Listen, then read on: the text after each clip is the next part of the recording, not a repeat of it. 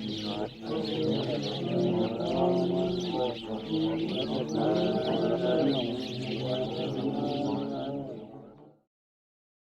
الله الرحمن الرحیم. الحمد لله و کفى و سلام علی عباده الذین اصطفى. اما بعد، دوستان و یاران گرامی، السلام علیکم و رحمت الله و برکاته.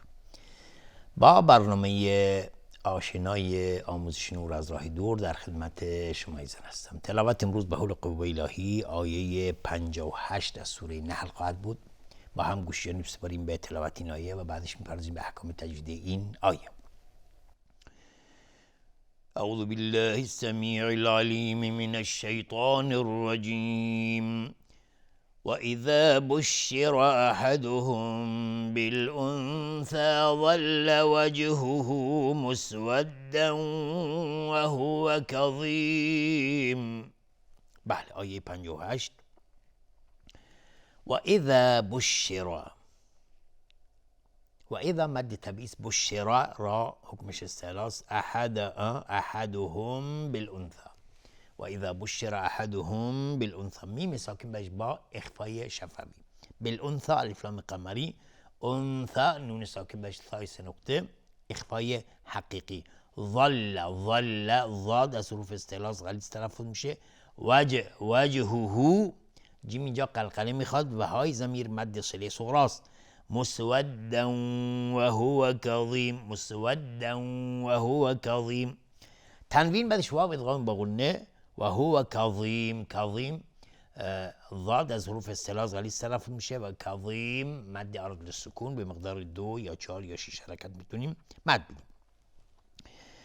خب این یکی از صفات جاهلیت بوده. میگه و اذا بشر احدهم بالانثى ظل وجهه مسودا وهو كظيم. وقتی که به یکیشون بشارت داده میشد که دختری نصیبت شده، دختری خداوند بهت داده، ظل وجه، میگه صورت سیاه میشده، از ناراحتی صورت سیاه میشده و در حالی که خشمگین. این به حساب در زمان جاهلیت این گونه بوده و باعث می شده که دخترانشون رو زنده به گور می کردن که اسلام اومد و این قانون رو از بین برد.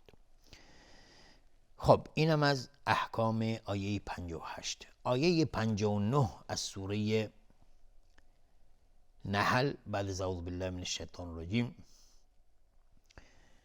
يتوارى من القوم من سوء ما بشر به أيمسكه على هون أم يدسه في التراب ألا ساء ما يحكمون. بله، آیه 59 از سوره نحل. یتوارا اینجا دقت کنید، نمیگیم یتوا، نه، یتوارا، چون واو از حروف ترقیق است، نازک تلفظ میشه و الف هم تابع واو نازک تر. نمیگیم یتوا، میگیم یتوا، نمیگیم یتوا. دهان را از هم باز میکنیم. یتوارا، ولی را دقت کنید، را، چون را خودش حکمش استعلاس و الف هم تابع را میشه. من القوم الف لام قمری، قاف از حروف استعلاس. من سو نون ساکن بر سین اخفای حقیقی. سوء ما، من سوء ما. مدی که در سو هست مد واجب متصل به مقدار 4 تا 5 حرکت وجوبا مد میخواد. ما بشر به، ما بشر به. را حکمش استعلاس. به اینجا اگر توقف کردیم با سکون ها مد طبیعی میگیم من سوء ما بشر به، توقف میکنیم. اگر بخوایم عبور بکنیم من سوء ما بشر به ایمسکه، های ضمیر اینجا دیگه میشه مد صله کبرا، چون بعد از های ضمیر همزه واقع شده و به مقدار 4 تا 5 حرکت جوازن کشیده میشه، ملحق میشه مد جایز منفصل. ایمسکه، ایمسکه، میم ساکن بر سین اظهار شفوی. یمسکه های ضمیر مد صله صغرا على هون ام، على هون ام، تنوین بعدش همزه اظهار حلقی. ام یدسه، میم ساکن بعدش یا اظهار شفوی. یدسه های ضمیر مد صله صغرا. فی التراب الف لام شمسی و را از حکمش استعلاس و الف هم تابع را حکمش استعلاس. اینجا اگر توقف کردیم روی تراب بگیم ام یدسه فی التراب، با اینجا ساکن میشه و با قلقله میخواد و فی التراب میتونیم بگیم مد عارض للسکون میشه، به مقدار 2 یا 4 یا 6 حرکت میتونیم مد بدیم. اما اگر بخوایم عبور بکنیم ام یدسه فی التراب الا ساء ما یحکمون، دیگه تراب میشه مد طبیعی و عادی. الا ساء، ساء مد واجب متصل به مقدار 4 تا 5 حرکت وجوبا مد میخواد. ما یحکمون مد عارض للسکون به مقدار 2 یا 4 یا 6 حرکت میتونیم مد بدیم. اینم دنباله همون آیه هست که در زمان جاهلیت این عادت بود وقتی که بشارت بهش میدن که دختری گیرت اومده خشمگین میشد، چهره سیاه میشد و یتوارا من القوم، از مردم فرار میکرد، فراری بود، چون دیگه خجالت یعنی یک نوع آر و ننگ بود برای اونها که دختر گیرش اومده. یتوارا من القوم من سوء ما بشر به، میگه از بدی خبری که بهش داده بودن دیگه از همه فراری بود و فرار میکرد. حالا گرفتار بود که چیکار بکنه. ایمسکه علی هون، حالا نگهش داره با همون ذلت و خواری که دیگه مردم با دید ذلت و خواری بهش نگاه میکردن. ام یدسه فی التراب، یا اینکه زنده به گورش بکنه و زیر خاکش بکنه و دفنش بکنه در خاک، زیر خاک. ام یدسه فی التراب یعنی یا اینکه زیر خاک اون رو دفن بکنه.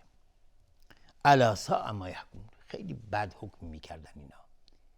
این عادت بسیار بدی بود که اسلام اومد و این عادت رو از بین برد بحمدالله. پس اسلام یک نوع عزت و یک نوع سربلندی برای زنان هست، نه اینکه حالا غربی‌ها میگن که اسلام حق زن رو ادا نمیکنه، بلکه اسلام خیلی حقوق زنان رو زنده نگه داشته و بسیاری از حقوق اونها که اصلا نادیده گرفته می شده در زمانهای گذشته اسلام به اونها برگردونده و یک نوع عزت و افتخار به اونها داده. اینم از احکام آیه 59 از سوره نحل. اما آیه 60 از سوره نحل بعد از اعوذ بالله من الشیطان الرجیم للذین لا یؤمنون بالآخرة مثل السوء ولله المثل الأعلى وهو العزیز الحکیم.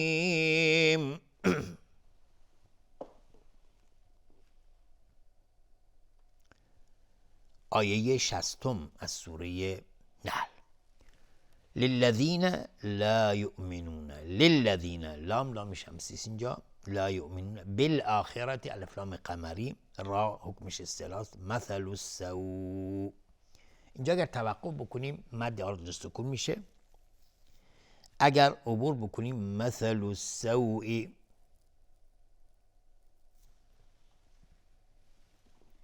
السوء الف لام شمسی است.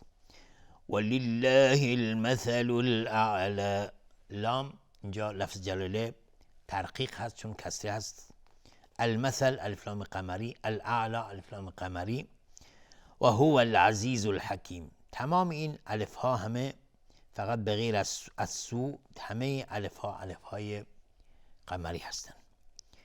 الحکیم الف لام قمری، الحکیم مد عارض للسکون به مقدار 2 یا 4 یا 6 حرکت میتونیم مد بدیم. این هم از احکام آیه 60 از سوره نحل. آیه 61 از سوره نحل بعد از اعوذ بالله من الشیطان الرجیم ولو یؤاخذ الله الناس بظلمهم ما ترك عليها من دابة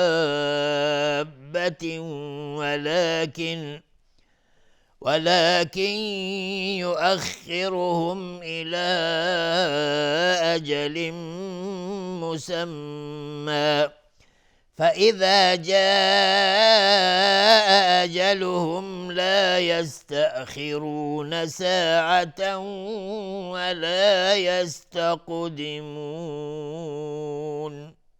بله، آیه 61 از سوره نحل.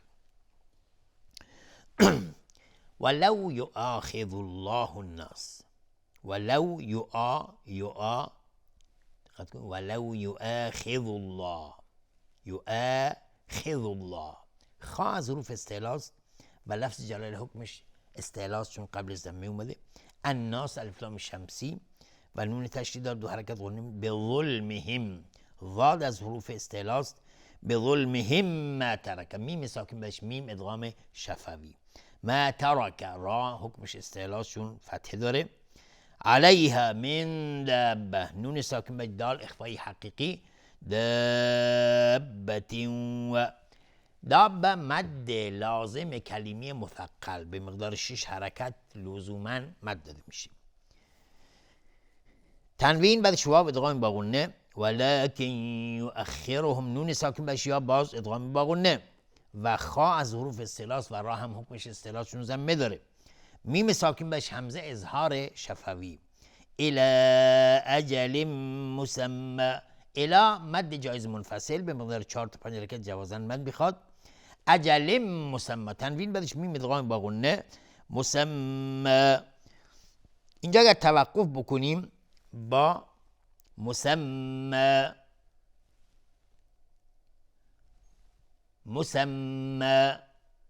میشه مد عوضی از تنوین. اگر عبور بکنیم تنوین بعدش فا اخفای حقیقی. مسمى فاذا جاء اجلهم، مد واجب متصل. اجلهم لا، میم ساکن بهش لام اظهار شفوی. لا یستأخرون، خا از حروف استعلاء و را هم حکمش استعلاء. لا یستأخرون ساعة ولا یستقدمون، تنوین بعدش واو ادغام با غنه. ولا یستقدمون، قاف هم از حروف استعلاء و قاف اینجا قلقله میخواد چون ساکنه.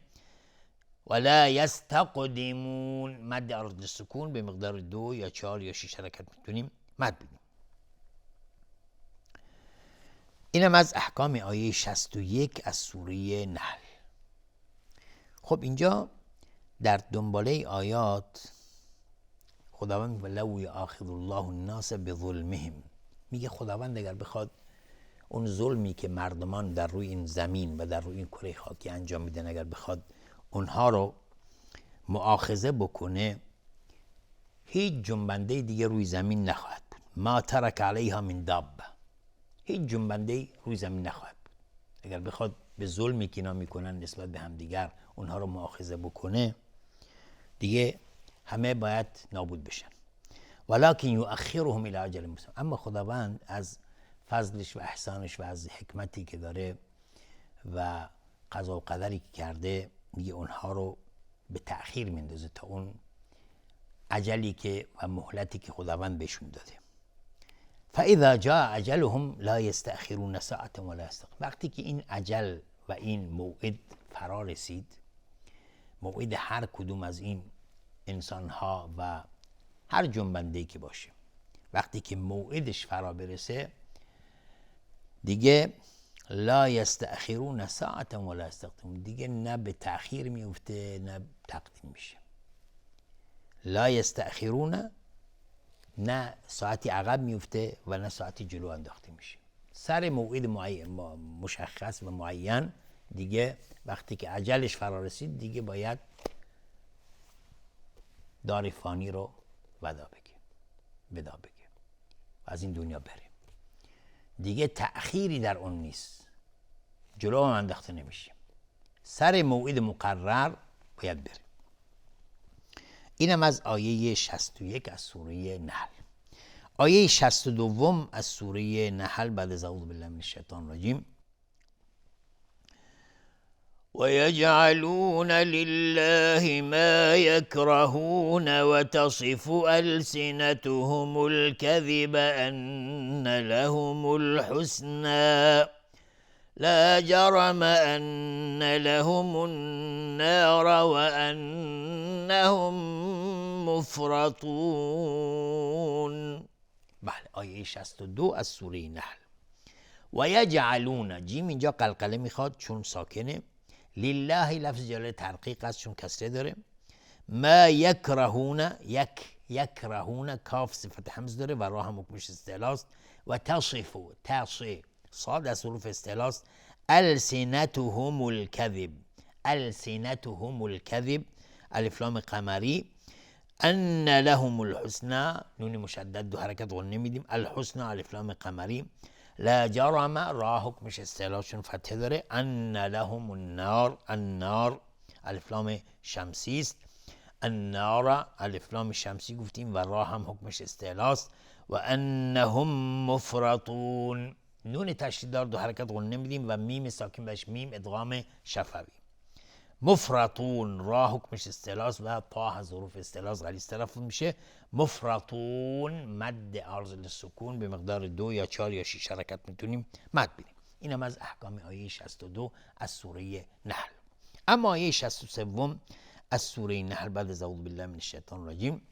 تالله لقد ارسلنا الى امم من قبلك فزين لهم الشيطان اعمالهم فهو وليهم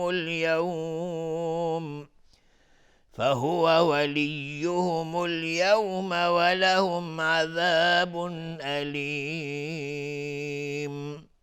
بله، آیه 63 از سوره نحل.